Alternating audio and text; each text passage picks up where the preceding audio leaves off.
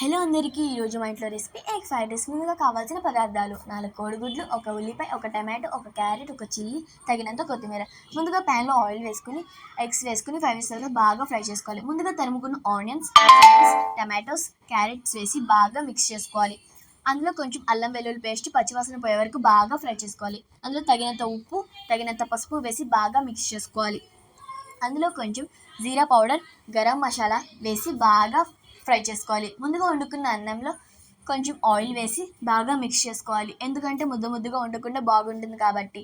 ముందుగా చేసుకున్న ప్రాసెస్లో రైస్ మిక్స్ చేసుకున్నామంటే మన ఫేవరెట్ ఫ్రైడ్ రైస్ రెడీ. ఈ రెసిపీ మా అత్తయ్య గారు నా ప్రెగ్నెన్సీ టైంలో చేశారండి.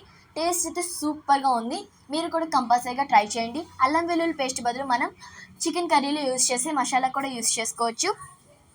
ఇలాంటి మరెన్నో వీడియోస్ కోసం మీ ముందుకు వస్తాం. Thanks for watching. Please subscribe.